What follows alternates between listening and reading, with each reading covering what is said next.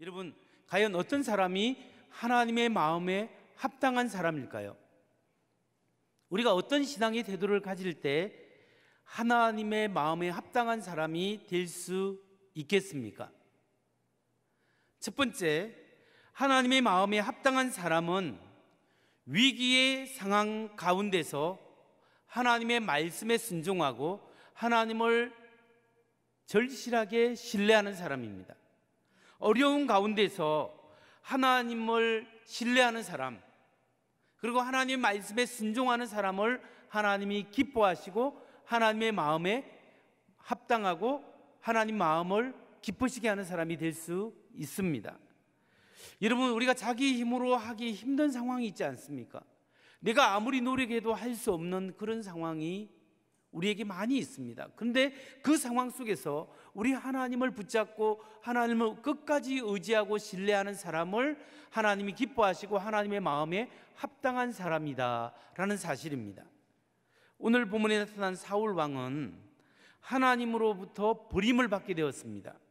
자기만 버림을 받게 되는 것이 아니라 자기의 자손들도 왕으로 왕족으로 살 수 있었는데 그 축복에서 하나님께서 축복을 취소시켜 버립니다. 사울은 그 축복의 기회를 놓치죠. 그 이유가 무엇일까요? 그 이유는 바로 위기 상황 가운데서 하나님의 말씀대로 사는데 실패했기 때문에, 위기 상황 가운데 하나님을 붙잡는데 실패했기 때문에 하나님이 예비한 축복을 놓치게 된 겁니다. 여러분, 오늘 본문에 나타난 사울의 상황을 우리가 좀 생각해 보면 이렇습니다.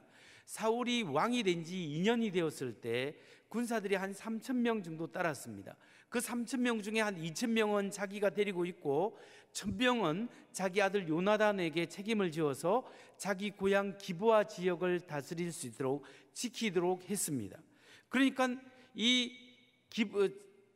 자기 아들 요나단이 1,000명을 데리고 기브아로 갔는데 이 기브아에는 누가 있겠습니까? 누가 있냐면 블레셋의 국경 수비대가 그쪽에 있었습니다. 기브아는 이스라엘 굉장히 깊숙한 지역에 있는 곳인데 거기에 블레셋의 국경 수비대가 있다라는 것이 무슨 말일까요? 블레셋의 영향력이 이스라엘 깊숙한 곳까지 미치고 있었다라는 사실이죠. 그런데 이 블레셋의 군대를 이 요나단이 군사를 데리고 와서 쳐버립니다. 국경 수비대를 다 쳐버리니까 블레셋과 이스라엘 사이에 전쟁이 일어나는 겁니다. 여러분, 기브아에 있었던 원래 블레셋 군대를 원래는 누가 몰아내야 했겠습니까? 사울 왕이 몰아내야 됩니다. 약 2년 전에 사울이 사무엘 선지자로부터 기름 부음을 받았을 때 하나님의 성령 충만해서 그때 블레셋 국경 수비대를 몰아내야 될 하나님의 미션을 주었는데 사울 왕이 순종하지 않았죠. 바로 그 일이 있은 지 2년 후에 그의 아들 요나단이 믿음의 사람의 요나단이 그 일을 해결해 버렸습니다. 그래서 블레셋과 이스라엘 사이에 전쟁이 일어나게 되었는데, 블레셋 사람들이 얼마나 많은 사람들이 전쟁하러 모였냐면 구름대 해변의 모래알처럼, 구름대처럼 수많은 사람들이 올라왔습니다. 그러니까 이스라엘이 수적으로 열세였고 군사적으로 굉장히 불리했습니다. 뿐만 아니라 그 당시 블레셋 사람들은 철기 문명 시대를 사는 사람이었습니다. 그런데 이스라엘은 아직 청동기 시대를 벗어나지 못했어요. 철을 다룰 줄 몰랐고 이스라엘의 대장장이들을 전에 전쟁 때 모두 붙잡아갔기 때문에 이스라엘에서 삽이나 곡괭이나 여러 가지 도끼나 이런 것들을 만들거나 이것을 갈기 위해서는 사람들이 평소에 어디로 갔냐면 블레셋 지역으로 내려가서 대장장이에서 그 연장을 손질 보고 올라왔습니다. 그러니까 이스라엘 백성들은 사울과 요나단을 빼고는 창이나 칼을 가진 사람이 없어요. 뭘 갖고 왔냐면 도끼나 삽이나 곡괭이나 이런 농사 짓는 도구를 가지고 전쟁하러 나온 거예요. 그 군사적으로 상대가 안 되는 거죠. 그 군사적으로 밀리고 숫자적으로 밀리니까 이스라엘 백성들이 겁을 먹고 산으로 돌로 동굴로 요단강 동쪽으로 다 도망가 버리는 겁니다. 이렇게 상황이 어려워지자 사울이 사무엘 선지자에게 요청을 하는 거예요. 사무엘 선지자님, 빨리 오셔서 하나님 앞에 번제를 쌓고 제단을 쌓고 하나님의 능력으로 적군을 물리칠 수 있도록 좀 도와주세요, 연락을 했습니다. 그런데 왠지 모르게 사무엘 선지자가 이야기하기를 하나님의 명령이요 7일 후에 가겠소, 기다리시오. 아니, 지금 상황이 급박한데 7일 후에 오겠다라는 거예요. 그러니까 사울 왕이 7일 동안 기다리는 겁니다. 며칠간 기다려도 사울 왕은 오지도 않죠. 블레셋은 세 길을 통해서 공격하러 오죠. 그래서 길갈에 있는 사울 왕까지 금방 들이닥칠 것 같죠. 그러니까 사무엘 선지자가 오지 않으니까 군사들이 겁을 먹고 막 탈영하고 도망가죠. 이런 절박한 상황 속에서 7일째가 되었는데 사무엘 선지자는 오지를 않죠. 그러니까 지금 마음이 급해서 사울 왕이 자기가 번제와 화목제를 하나님 앞에 드리겠다고 자기가 하나님 앞에 번제를 드리는 거예요. 하나님 앞에 번제를 드리고 나니까 사무엘 선지자가 도착한 겁니다. 그런데 사무엘 선지자가 사울 왕을 굉장히 꾸짖습니다. 사무엘상 13장 11절 말씀을 한번 보세요. 사무엘이 꾸짖었다. 임금님이 어찌하여 이런 일을 하셨습니까? 이게 세번역인데요. 그냥 개역번역은 왕이 어찌하여 이런 일을 행하였소, 이렇게 하는 거예요. 그러니까 사울 왕이 대답을 합니다. 뭐라고 대답할까요? 11절과 12절 말씀을 보면 사울이 대답하였다. 백성은 나에게서 떠나 흩어지고 제사장께서는 약속한 날짜에 오시지도 않고 블레셋 사람은 믹막스에 모여들고 있었습니다. 이러다가는 제가 주께 은혜를 구하기도 전에 블레셋 사람이 길갈로 내려와서 칠 것 같은 생각이 들어서 할 수 없이 번제를 드렸습니다. 부득이하여 번제를 드렸습니다. 이렇게 이야기합니다. 사실 사울 왕의 사연은 절박했습니다. 적군은 쳐들어오려고 하고 있죠. 백성들은 도망가고 있죠. 사무엘 선지자는 오지 않죠. 너무 급하게 해서 내가 번제를 하나님께 드렸습니다. 이렇게 합당한 이유를 제시했습니다. 그런데 사무엘 선지자는 그런 이유 여하에 불문하고 굉장히 심각하게 질책하고 그 사울 왕에게 대해서 이야기합니다.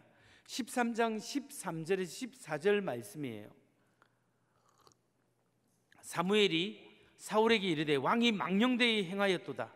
왕의 하나님 여호와께서 왕에게 내리신 명령을 지키지 아니하였도다. 그리하였더라면 여호와께서 이스라엘 위에 왕의 나라를 영원히 세우셨을 것이거늘 지금은 왕의 나라가 길지 못할 것이라.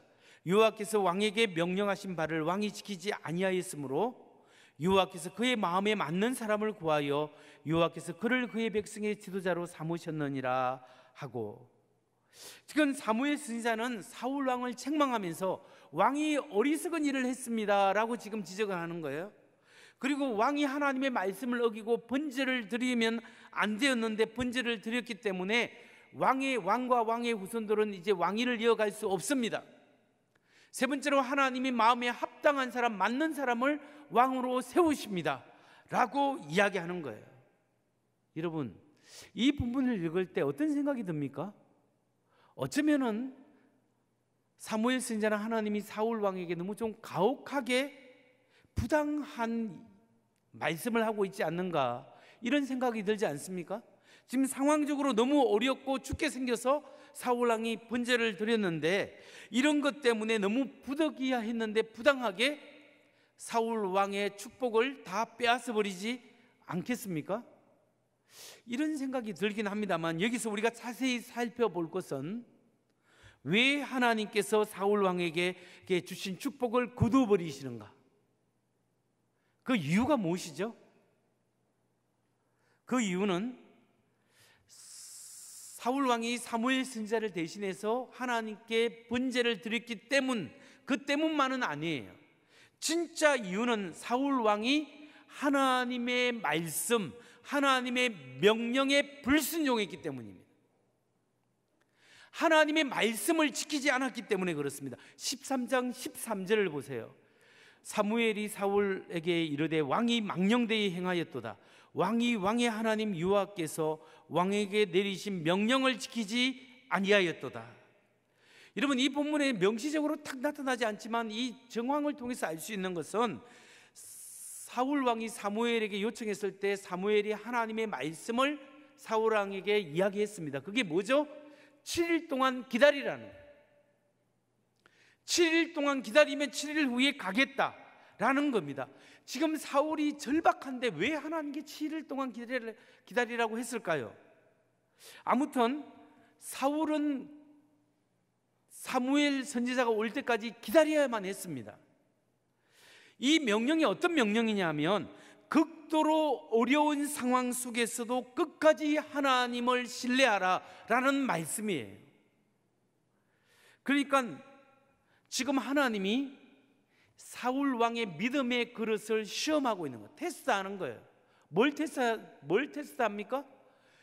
극한의 상황, 너무나 위기 상황 속에 조금 있으면 그냥 숨 막혀 죽을 것 같은, 적군에게 죽거나 포로로 붙잡힐 전쟁에 완전히 피해야 할 수밖에 없는 그 위기 상황에 몰렸을 때 그 순간에도 하나님을 신뢰할 수 있느냐 없느냐를 테스트하는 거예요. 그런데 사울 왕은 그 하나님의 테스트에 불합격한 거예요.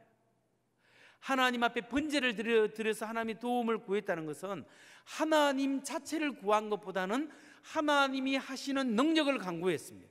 그런데 명시적인 하나님의 말씀을 어기고 불순종했다는 것은 하나님을 절대적으로 신뢰하지 않는다는 걸 의미하는 거죠. 하나님을 절대적으로 신뢰하지 않으면서 위기 상황에 하나님이 하실 수 있는 능력만을 간구한 겁니다. 여러분, 이렇게 사울 왕이 불순종한 것 때문에 하나님의 축복을 놓치게 되는 거예요. 근데 사울 왕이 불순종한 것은 이번 한 번만이 아니죠. 좀 전에 말씀드린 것처럼 2년 전에 사울 왕에게 하나님의 성령이 충만했을 때 블레셋 국경 수비대를 몰아내라고 했는 그 말씀, 그 몰아내고 길갈로 가서 7일 동안 기다리라라고 분명히 말씀을 했습니다. 그런데 그 말씀에도 불순종한 거죠. 그게 어디 나오냐면 사무엘상 10장 8절에 나와요. 너는 나보다 앞서 길가로 내려가라. 내가 너에게로 내려가서 번제와 화목제를 드리리니 내가 내게 가서 너의 행할 것을 가르칠 때까지 7일을 기다리라. 이게 언제 하신 말씀이에요?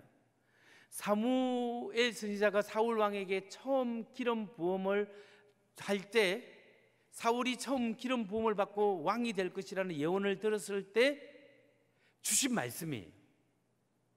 블레셋 국경 수비대를 공격하고 난 다음에 길갈로 가서 7일 동안 기다리라고 번제와 화목제를 드릴 것이다. 그런데 사울은 그렇게 하지 않았습니다. 그런 기록이 없죠. 이때도 하나님의 말씀에 불순종했습니다. 2년 후에 이제 절대적 위기 상황 속에서도 사울은 하나님이 구체적인 말씀에 또 불순종한 거예요. 그래서 하나님이 주신 축복을 놓치게 된 겁니다. 여러분, 이런 사울 왕의 모습이 우리에게 무엇을 말해줍니까? 여기서 우리가 얻을 수 있는 영적인 교훈이 무엇일까요? 그것은 참된 믿음이란 무엇이냐를 알려주고 있습니다. 참된 믿음이란 어렵고 힘든 한계 상황 속에서 하나님을 붙드는 것이 믿음이에요. 정말로 하나님을 찾는 사람은 위기 상황 가운데, 하나님 마음에 합당한 사람은 정말로 내 힘으로 할 수 없는 어려운 상황 가운데서도 하나님의 말씀을 부여잡고 하나님을 끝까지 신뢰하는 사람, 이 사람이 참된 믿음의 소유자요, 하나님 마음에 맞는 사람이라는 겁니다. 여러분, 평소에는 우리 다 믿음이 비슷합니다. 누구나 다 믿음이 좋아 보이는 거예요. 근데 조금 형편이 안 좋아지고 여건이 안 좋아지고 내 경험으로도 안 좋아지고 지식으로도 이게 참 어려워지고 여러 가지 어려운 가운데 참 하나님을 신뢰하기 어렵습니다. 그런데 하나님 앞에서 정말 축복받는 신앙은 어려울 때, 정말 우리 경험적으로 지식적으로 우리 생각해 볼 때 모든 것이 다 어려워진다, 그때 하나님의 말씀을 붙잡고 하나님의 은혜를 간구하는 사람이 하나님의 축복을 받을 수 있는 사람이라는 거예요. 여러분, 하나님께서 자꾸 축복하는 사람은 평소뿐만 아니라 위기의 상황 속에 하나님을 붙잡을 수 있는 사람이에요. 우리가 종종 순종에 대해서 오해하는 것이 뭐냐면, 순종이 쉬운 것 같아요. 누구나 순종할 수 있다, 나도 하나님 말씀에 순종하는 사람이다 생각할 수 있는데, 순종은 우리가 내가 원할 때도 순종할 수 있지만 하나님이 요구하시는 순종은 내가 원치 않을 때도 하나님께서 꼭 어려울 때 순종하기를 원하는 거예요. 꼭 내가 기대하지 않고 내가 좀 살기 좋고 편할 때만 순종하는 것이 아니라 하나님께서 내가 너무나 하기 싫은데 순종하라고 시킬 때가 있는 거예요. 여러분, 아브라함을 보세요. 독자 이삭을 바치라 했을 때 아브라함에게서 그 당시에 독자 이삭은 그의 모든 것이 되는 거예요. 근데 하나님은 그걸 꼭 집어서 그 아들이 너의 모든 것이 아니라 내가 너의 모든 것의 모든 것 되고 내가 너의 축복의 근원이다, 이걸 확인시키는 거예요. 여러분, 우리가 신앙생활하면서 이 하나님 앞에 잘못할 수 있는 게 뭐냐면 나의 순종의 한계를 설정해 두는 거예요. 하나님, 내가 여기까지는 순종하겠습니다. 하나님, 내가 지금까지 믿음으로 살았는데 하나님, 이것까지는 하나님은 좀 보장해 주시기를 원합니다. 하나님, 여기까지 내가 순종하고 그 밑은 그건 아니에요. 그런데 여러분, 하나님께서는 우리의 신앙을 다스릴 때, 신앙 성장을 이끌기 위해서 내가 설정한 나의 순종의 한계, 그것도 무너뜨린다는 거예요. 하나님께 내가 이건 아니에요, 정말 이건 내가 자존심도 상하고 내가 체면도 상하고 내가 정말 이거는 내가 할 수 없어요, 하나님 이건 좀 지켜주세요 하는 그 순간까지, 바닥까지, 내가 생각한 바닥 이하까지 내려가게 하는 거예요. 여러분, 정말 믿음은 위기 상황 가운데 정말 내가 기대하지 못한 그 어려운 상황 속에서 하나님을 붙잡느냐 아니하느냐, 거기서 믿음이 드러나게 되어 있습니다. 고난 가운데 순종하는 사람을 통하여 하나님께서 기뻐하시고 하나님의 일꾼으로 세워가시는 거예요. 사무엘상 13장 14절을 보세요. 지금은 왕의 나라가 길지 못할 것이라 여호와께서 왕에게 명하신 바를 왕이 지키지 아니하였으므로 여호와께서 그 마음에 맞는 사람을 구하여 그 백성의 지도자를 삼으셨느니라 하고, 여호와께서 그 마음에 맞는 사람을 구하여, 이게 보면 하나님은 그 마음에 맞는 사람을 통하여 일하시는데 하나님 마음에 맞는 사람이 누굴까요? 오늘 전체적인 문맥을 통해서 우리가 알 수 있는 건 뭐냐면, 그 사람은 고난 가운데서도 하나님의 말씀에 순종하고 하나님을 신뢰하고 하나님을 붙잡는 사람이에요. 내가 상상하지 못한 그 일이 벌어졌음에도 불구하고 우리 하나님을 믿고 하나님을 의지하고, 하나님 그럼에도 불구하고 내가 하나님을 의지합니다, 주님 붙잡니다, 주여 나를 불쌍히 여겨 주옵소서, 이렇게 하나님을 붙잡는 사람을 하나님이 기뻐하시고 끝끝내 승리할 수 있도록 인도하신다는 사실입니다. 여러분, 우리가 이걸 믿어야 돼요. 여러분, 사울 왕은 고난 가운데, 위기 상황 가운데서 하나님을 끝까지 신뢰하는데 실패했어요. 그런데 정말 고난과 위기 가운데, 인생의 절체절명의 위기 가운데 하나님을 뜻을 붙잡고 승리한 사람이 있어요. 그 사람이 누구냐면 예수 그리스도예요. 예수님은 고난 가운데 순종하신 분이에요. 예수님은 고난과 고통 가운데 승리하신 분이에요. 히브리서 5장 7절에서 9절 말씀을 보세요. 그는 육체에 계실 때 자기를 죽음에서 능히 구원하실 이에게 심한 통곡과 눈물로 간구와 소원을 올렸고 그의 경외하심을 인하여 들으심을 얻었느니라. 여기 보면 7절 다시 한번 보세요. 육체에 계실 때에 정말 심한 통곡과 눈물과 눈물로 간구와 소원을 올렸고, 예수님께서 겟세마네 동산에서 아버지여 할 수만 있거든 이 잔을 내게서 옮겨 주옵소서, 이 잔을 내게 옮겨 주옵소서. 예수님께서는 하나님의 아들이시고 하나님이시기 때문에 육신으로 오셨지만 스스로에 대해서 하나님의 능력을 제한하셨어요. 그게 인간이 느낄 수 있는 모든 고통과 아픔을 다 알고 계세요. 그러나 하나님의 능력을 행하실 때만 하나님의 영광을 위하여 하나님의 능력만 사용하셨어요. 그렇기 때문에 예수님께서는 십자가의 고통이 얼마나 힘들고 아픈지를 아신 거예요. 그러니까 할 수만 있거든 이 잔을 내게 옮겨 주옵소서 간구로 기도한 거예요. 땀방울이 핏방울 되도록 기도하신 거예요. 그런데 결국 예수님이 승리하신 것이 뭐예요?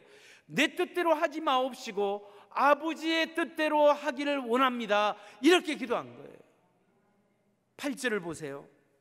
그가 아들이시라도 받으신 고난으로 순종함을 배워서 온전하게 되었은즉 자기를 순종하는 모든 자에게 영원한 구원의 근원이 되시고, 받으신 고난으로 순종함을 배우시고, 예수님께서 우리를 살리기 위해서 그 고통의 십자가를 지시고 그분의 생명을 통하여 우리의 생명을 살리시고 그 보혈의 피로 말미암아 우리 죄를 용서하여 주시는 그 은혜의 십자가의 은혜를 주시기 위해서 예수님은 다 아셨지만 그 고난의 길, 십자가의 길을 걸어가신 거예요. 그리고 그분의 순종으로 말미암아 그 십자가의 하나님의 은혜의 십자가의 사랑을 완성하신 거예요. 예수님은 고난 가운데 순종으로 승리하셨습니다. 여러분, 순종은 어려울 때 하는 거예요. 불편할 때 하는, 내 마음이 아프고 저 사람 때문에 상처받고 내가 힘이 없고 이런 가운데서도 하나님 바라보고 하나님 내 뜻을 내려놓고 주님의 뜻 십자가를 지기를 원합니다 라고 하나님을 위기 가운데 붙잡는 사람이 믿음의 사람이요, 하나님의 마음에 합당한 사람이고 하나님이 이 사람을 사용하시는 사람이에요. 그렇게 예수님이 그랬지 않습니까? 인간의 몸으로 오셨지만 그분은 하나님과 기도하면서 아버지 하나님의 마음을 합당하게 했습니다. 한 사람의 인간으로서 어떻게 성령과 교통하면서 하나님의 뜻을 이루어가는 것을 그분의 삶을 통하여 우리에게 보여주신 거예요.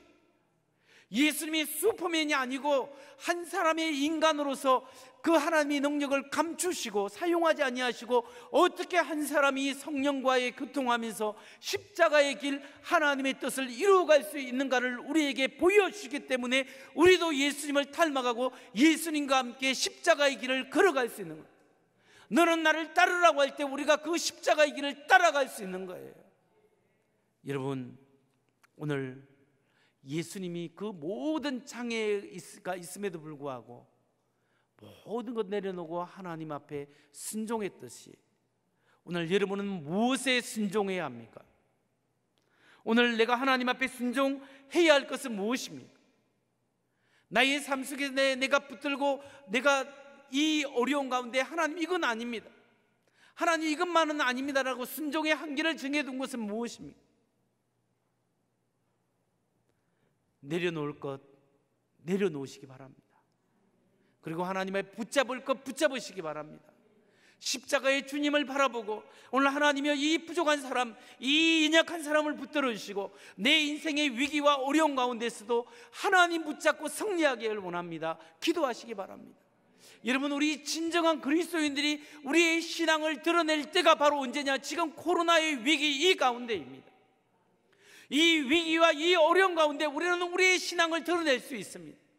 모든 사람이 불편하고 위기와 사업도 망하고 직장도 어려워지고 환경도 어려워지고 마스크 때문에 답답하고 소통을 못해서 너무나 힘든 가운데 우리는 소망을 노래할 수 있습니다. 왜냐하면 예수님 때문에, 예수님이 하나님이 우리의 소망이기 때문에 우리 기독교인들은 이때 우리가 하나님을 찬양하고 이 위기 가운데 정말 하나님을 붙잡고 이 속에서 우리 하나님의 은혜와 사랑으로 주님 나를 불쌍히 여기시고 이 가운데 믿음으로 하나님의 사랑을 세상 속에 드러낼 수 있도록 주님 우리를 도와주시고 나의 믿음이 식지 않고 더 불처럼 타오를 수 있도록 주님 사명 감당할 수 있도록 힘을 주옵소서. 기도함으로 우리는 승리할 수 있는 줄 믿으시기 바랍니다. 여러분, 주님 바라보십시오. 주님 바라보십시오. 주만 바라보십시오. 주께서 승리하게 하실 것입니다.